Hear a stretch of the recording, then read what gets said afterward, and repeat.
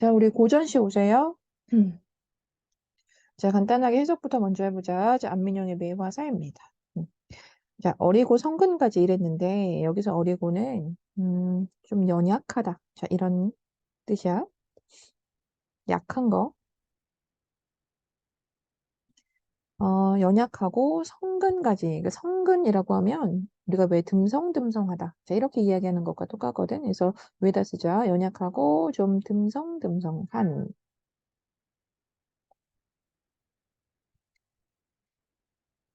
자, 그러니까 그래서 연약하고 듬성듬성한 가지에서 너를 믿지 않았다라고 하는 건 일단 너는 제목처럼 매화인데 이게 좀 생략된 표현들이 좀 많아서 지금 말로 좀 자연스럽게 바꾸려면 좀 많이 달아줘야 돼. 볼게. 좀 어리고 연약하고 듬성듬성한 가지에서 너, 즉 매화가 정말 피어날 줄은 뭐 이렇게 피어날 줄은 믿지 않았다가 몰랐다. 그러니까 너무 연약하고 약해 보이고 가지도 이렇게 좀 부실해가지고 여기에서 정말 매화가 피어날 것은 좀 믿지 못했다. 뭐 이런 얘기였습니다. 음. 자, 근데 눈 계약을 능히 지켜. 이것도 좀 눈이 올 때 좀 말을 달아줘야 돼. 좀 피겠다는 그런 약속 이렇게. 음. 자, 이렇게 눈이 올 때 피겠다는 그 약속을 정말 능히 지켜 두세 송이가 폈구나 뭐 이런 겁니다. 그래서 이렇게 약해 보이는 연약해 보이는 가지에서 매화가 필 줄은 정말 믿지 못했는데 진짜 눈이 내리고 나니 정말 피어났구나 뭐 이런 얘기입니다. 음. 자, 그래서 이 초장 중장 이렇게 묶어가지고 결국 뭐다? 눈이 내리니 매화가 정말 피어났다 뭐 이런 얘기죠. 그래서 애초에 이 초장 중장에서만 보더라도 화제의 정서는 나오는 거야. 어떤 거야? 놀라운 거지. 감탄이죠. 뭐. 음. 와, 놀랬다. 예쁘다. 뭐 이런 거죠. 이제 그렇게 촛불을 잡고 가까이 사랑해 보니 잘했는데, 그래서 이게, 이제 그렇게 피어난 내 눈앞에 이 매화를 감상해 보니, 우린 이런 걸 완상이라고도 하고, 자, 이제 그렇게 매화를 감상해 보니 정말 암양부동하구나 였습니다. 암양부동은 밑에 뜻도 나와 있지만 이거 뭐니? 그냥 향기가 좋구나. 뭐 이런 얘기죠. 알겠죠? 음. 자, 이렇게 해서 이수 받고, 자, 그 다음. 빙자옥질이여 눈 속에 참너구나. 자, 빙자옥질도 밑에 풀어져 있는데 어때요? 그러니까 참 맑고 깨끗해 보이고, 뭐 구슬 같은, 뭐 이런 거잖아요. 그죠? 자, 그래서 눈 속에 참 너로구나. 당연히 여기서도 너는 맹화일 것이고, 자, 그러니까 초장은 그냥 뭐 단순하게 정리하면 그 매화의 그 아름다운 모습에 대해서 또 역시나 감탄한 거지. 참 빙자옥질이구나. 참 너로구나. 이렇게. 음. 그렇게 가만히 향기를 이제 놓으면서 이제 쭉 이제 퍼뜨리면서 자, 이제 그렇게 황혼월을 기약하고 있는데 황혼월은 그냥 달이고요. 이렇게 달을 기다리니 자, 아마도 아치고절은 너뿐인가 봐. 이래. 아치고절도 밑에 나와 있지만 이것도 뭡니까? 매화의 아름다움 그리고 절개를 얘기하는 거지, 그지? 자, 이 자체가 그 매화의 아름다움과 절개를 얘기하는데 자, 이제 여기에서 잠깐. 우리 왜 지금 고전시를 이제 꽤 오래 배우면서 우리가 그런 얘기를 했었지. 그 사군자라고 하는 그 자연물, 그 자연물들은 각자 자신의 그 뜻을 나타내주는 사자성어가 있다 그랬잖아요. 그죠? 자, 이 아치고절이 이제 바로 매화를 연결해주는 사자성어입니다. 즉, 매화가 참 겉으로도 아름답고 그 자체만으로도 아주 높은 사군자의 도, 즉 절개를, 지주와 절개를 의미하는데 이것이 매화에 연결되어 있는 그냥 그대로 매화를 풀어주는 그런 사자성어거든요. 그래서 매화는 아치고절이죠. 자, 이제 그러니까 우린 벌써 두 개를 알게 된 거예요. 그쵸? 자, 이 대나무 기억납니까? 자, 이 대나무하고 연결되는 사자성어가 뭐죠? 바로 세한고절이지. 아주 추운 날씨에도 높은 그런 절개를 가지고 있다. 자, 그것을 이제 예찬하는 그런 사자성어잖아. 그치? 그래서 대나무 하면 새 한 구절이듯이 자, 이제 오늘 두 개 채워 넣는 거야. 자, 매화 하면 뭐다? 아치, 그쵸? 알겠지? 자, 그 다음 팔소. 또 동쪽 누각의 숨은 꽃은 철쭉인지 두견화인지 온 세상의 눈인데 지 어찌 감히 피리. 자, 서리법이잖아. 이거 뭐니 얘들아? 피지 못한다. 쟤들은 필 수가 없다. 음. 자, 알되라. 자, 뜻 별로 없고요. 자, 알겠도다. 뭐 이런 정도. 알겠도다. 자, 백설양주. 이렇게 눈이 내리는 날 피는 꽃은 매화밖에 누가 있으리? 매화밖에 없다. 뭐 이렇게 되는 거잖아. 음. 자, 매화밖에 없구나. 자, 그래서 이렇게 팔수에도 역시나 뭐 매화를 예찬해주고 있는 이제 그런 부분이었어. 그래서 이 매화에 대해서 그냥 그대로 그 아름다움을 감탄하는 이제 그런 부분인데, 다만 이 팔수에서는 특징이 뭐니? 철쭉과 두견화는 이 시기에 절대 필 수가 없어. 매화니까 피지. 뭐 이런 거잖아. 그래서 이 팔수에는 좀 대조적인 자, 그런 대상을 좀 활용하고 있다는 거지. 음. 자, 대조적인 의미의 대상을 활용하고 있는 게 팔수였습니다. 음. 자, 단독 문제가 한 문제 정도밖에 없을 것 같아요. 뭐 아예 없었나? 그쵸. 우리가 지금 수필도 하나 읽어볼 거라서, 34번 정도만 간단하게 보자. 일단, 자, A하고 B의 공통점입니다. 자, A는 지금 읽었던 삼수고, 그 다음에 이제 B는, 잠시만 올라가 볼까요? 음. 자, 비 정도만 지금 올라가 볼게. 비가 백년 꽃송이처럼 탐스러운 봉우리에 어쩌면 향기를 가득 저장하고 있는 것만 같다. 아침 저녁 솔깃이 흘러드는 그 향기를 맡아본 사람이면 안다. 뭐 이런 식으로 이것도 역시나 자, 화자가 말하고자 하는 대상을 역시나 아주 아름답게 바라보고 감탄하는 이제 그런 부분이잖아. 근데 지금 일본에 뭐라 그랬냐면 비유적 표현을 통해서 대상을 드러냈다 이런 거야. 지금 우리가 정규 수업 나가고 있기 때문에 자, 이 지점에 대해서 당연히 예민하게 좀 받아들여 줘야죠. 자, 비유적 표현입니다. 자, 그럼 머릿속에 반드시 그 네 가지를 떠올리셔야 되죠. 그죠? 자, 그럼 일단 A는 역시 어떠니? 비유적 표현 연결하면 있어요? 있지? 자, 왜냐면 애초에 너라고 했기 때문이잖아. 그치? 자, 매화를 너로구나 막 이랬습니다. 음. 자, 그래서 애초에 이 A에서는 바로 의인법을 연결할 수가 있고, 역시 비유적 표현에 속하게 되죠. 자, 그런데 이제 B 같은 경우에는 뭐가 보이냐면, 뭐, 무엇처럼이라고 해서 이제 직유법이 보여요. 다시 올라가서 한번 확인해 보세요. 찾기 쉬워요. 자, 이렇게 해서 B에는 또 역시 직유법, 즉, 우리가 비유적 표현이라고 하는 것들, 그 중에 하나인 직유법이 있기 때문에 답은 그렇게 뭐 아주 어렵지 않게, 그리고 아주 정확한, 음, 자, 그런 어떤 근거를 통해서 이제 1번을 골라내게 되는 거예요. 자, 그리고 이제 올라오셔가지고요. 자, 이 나 얘기를 간단하게 해볼게요. 사실 수필 얘기는 정말 자세하게 하면 진짜 길게 얘기할 수 있고, 간단하게 보면 뭐 아주 간단하게도 볼 수 있어서, 자, 일단 1문단 보면 이런 거죠. 그러니까 나이가 들수록 참 격이 높아지는 것이 나온다. 나무는 나이가 들면 들수록 그 격이 수준이 자꾸만 높아진대. 그래서 우리는 여기서부터 바로 나타나는 게 있어. 지금 화자는 뭐다? 이 나무에 대한 예찬적 태도를 보이고 있어요.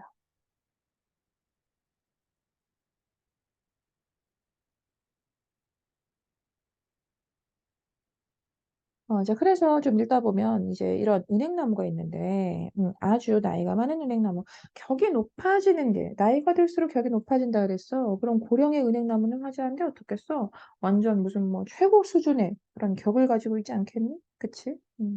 자, 이제 그래서 이런 얘기가 나온 겁니다. 읽어보시면 이렇게 고령의 은행나무는 내 하잘것없는 인생을 다 맡기고 살아도 내가 뉘우칠 게 없을 것만 같다라고 하는 자, 좀 이해가 잘 안 될 수도 있는 문장입니다. 아직 17살이어서. 자, 다만 이제 이 표현은 결국 위와 연결했을 때 이제 유사한 거죠. 이것이 아주 나무가 그 수준이 이제 격이 높아진 것으로 화제에게 여겨지는 그런 유사한 표현입니다. 자, 나무는 아주 격이 높은 대상이어서 내 하찮은 인생을 다 맡기고 살아도 될 것 같다. 자, 이런 식의 표현이라고 이해해주면 되겠네요. 음. 그래서 이 또한 이 고령의 나무에 대한 은행나무에 대한 예찬입니다. 자, 그다음 또 우리가 중요하게 봐야 되는 게 이 두 번째 문단의 첫 번째 줄이에요. 내가 이 세속적인 생각에 젖어 사는 게 참 치사하게 생각이 들어서 허탈감을 느낄 때가 많대요. 그래서 이 지점에 우리가 또 연결해 볼 수 있는 게 이제 반성적 태도죠. 음.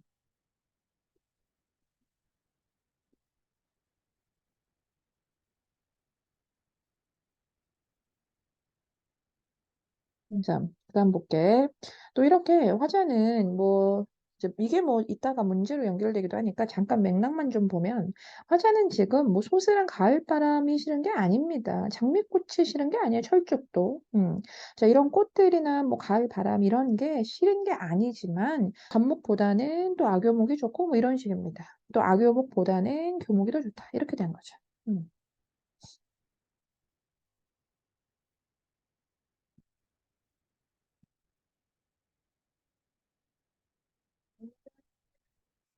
자, 그렇게 하자는 그런 이유가 뭐냐면 자기의 인생이 좀 뭔가 호화찬란한 이제 그런 여생이기보다는 좀 담담하기를 바라는 이제 그런 성격이거든요. 자, 그렇게 해서 거목의 몸매가 점점 잡혀가는 거, 점점 이제 나날이 이제 단단하게 잡혀가는 이제 그런 걸 보면 뭔가 정이 더 가고요, 더 믿음직스럽게 느껴진대요.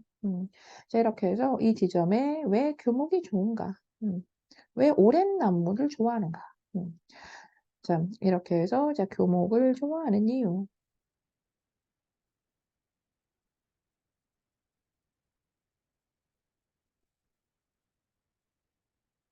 뭐 그렇게 해서 뭐 하늘을 쳐다보면은 그 사이로 막 쪽물이 쏟아질 것 같아서 좋고, 음. 또 뭐 어떤 태산목이라고 하는 나무는 막 두세 송이 연이어 꽃을 피우게 되는데 그 향기가 또 어찌나 좋은지 뭐 이런 거잖아요. 그죠? 자, 이제 그렇게 해서 실제 그 다음 문단은 뭐 굳이 정리해 보자면, 화자가 이제 그렇게 해서 교목을 즐기는, 자, 그런 모습이었죠. 음.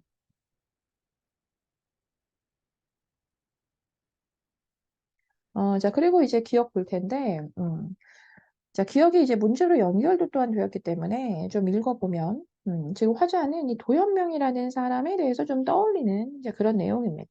음.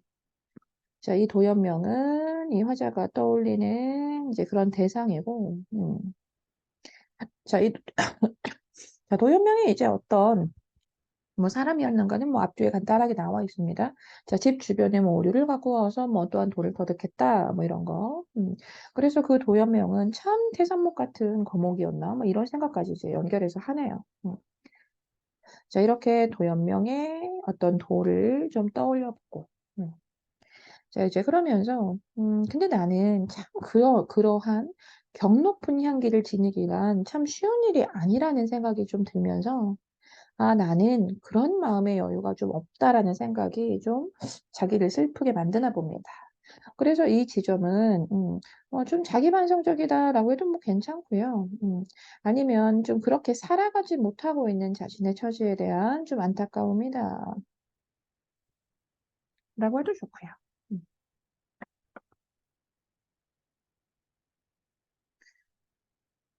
자, 이제 그렇게 해서 화자의 또 실제 그 경험이 좀 나오는데 화자는 지금 문 밖에 버드나무를 심고 뭐 키우고 있다 뭐 이런 얘기가 나오고 음,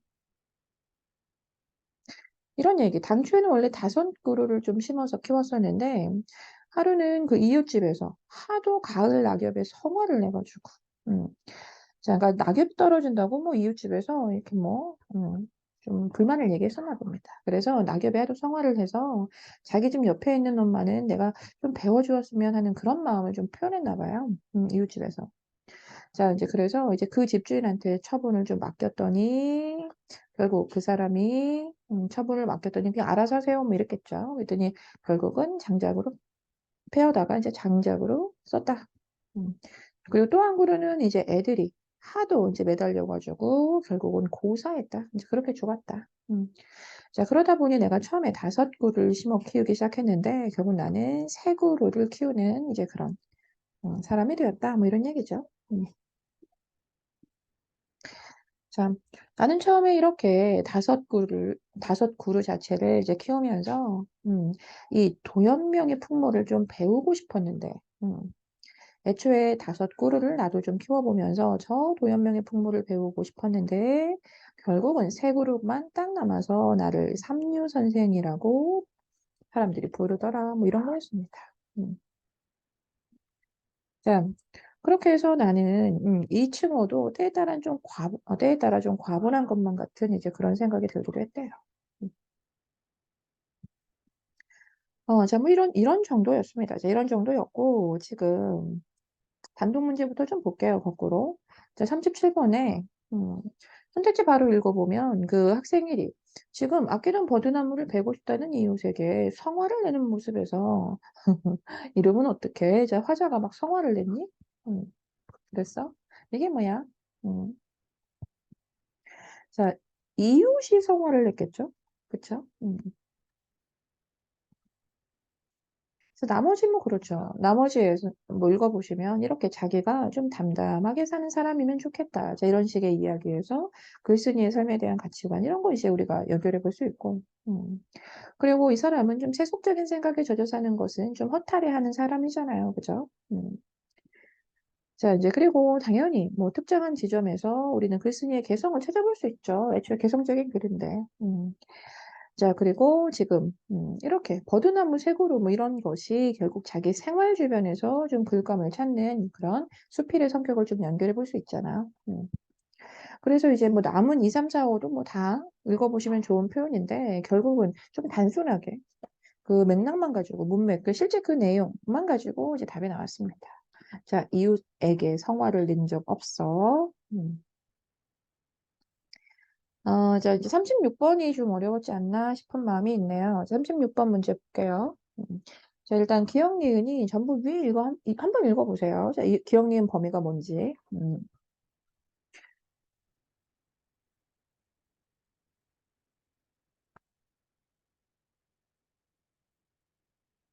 자, 그럼 이제 기억에서 향기 지닐 마음을 지니고 살아가는 삶에 대한 나의 자부심. 내가 지금 이렇게 살아가지 못하고 있는 것 같아서 좀 속상하다 이러지 않았니? 그치. 내가 이 마음을 지니고 살아갑니까? 자, 2번. 기억은 태산목 같은 거목이 되고 싶은 나의 꿈을 실현한. 내가 그런 나의 꿈을 실현했니? 자, 그리고 또 니은처럼, 니은에서 결국은 도연명의 어떤 풍모를 배우고자 노력했던 나에 대한 자족감, 만족감이거든요. 자족감이라고 하면. 자, 만족감 얘기할 수 없잖아요. 그죠? 자, 3번에 그래서 나는 이제 이 도를 좀 터득하지 못해서 느꼈던 나의 슬픔을이라고 했는데 도를 터득하지 못하는 건 화자로서 슬픔을 유발하는 것이라고 할 수는 없죠. 도를 터득하지 못한 것 자체를 슬픔을 유발하는 것이다라고 할 수는 없어. 자, 그러니까 즉 도연명이라는 사람은 저렇게 이러한 도를 이제 터득할 만큼 아주 태산목 같은 거목인데, 자, 나는 애초에 그렇게 경 높은 향기를 마음에 지닌다는 게 얼마나 어려운 일이라는 건 알기에, 그런 마음의 여유가 없다는 자체가 좀 슬프다. 이렇게 간 거라서, 내가 도를 터득하지 못해서 슬프다라고 할 수는 없어. 또 마찬가지로 도를 터득했다니. 이렇게 말하면 안 되죠. 자, 이제 그래서 나는 이제 그런 향기를 지니고 살아가지 못하고 있는 것 같아서 좀 안타까움. 뭐 이런 정도. 자, 그리고 나는 결국 이렇게 삼류의 어떤 뭐 선생이다, 삼류 선생이다라는 그런 호칭이 그래서 좋지도 싫지도 않은 이제 그런 마음인데, 자, 이 지점에서 좀 겸손하다라는 그런 의미 연결해 볼 수 있게 되겠죠. 음. 자, 이제 그렇게 거꾸로 35번 이제 마지막으로 가보자. 자, 가와 나의 두세 송이 철쭉에 대한 이 이제 틀린 거 찾아라 이렇게 된 거야, 그지? 음. 자, 그럼 가와 나의 철쭉은 모두 화자가 거부하는 대상이다 이랬어. 일단 가에서의 철쭉은 부정적인 의미가 맞니? 맞아, 그치? 자, 그래서 가는 괜찮아. 그런데 나에서의 철쭉이 우리가 문맥에서 이렇게 대조적으로 쓰였어. 자, 이 자체가 부정적인 의미였니? 자, 그렇지 않았어요. 즉, 그러니까 철쭉보다는 이렇게 뭐 화려한 철쭉보다는 또 그다음 좀 더 큰 나무가 좋고 또 그거보다는 더 큰 나무가 좋다. 이렇게 흘러가기 때문에 철쭉을 화자가 거부하는 대상이다라고 풀어낼 수 없는 거예요. 자, 아시겠죠? 나머지는 스스로 좀 읽어봅시다.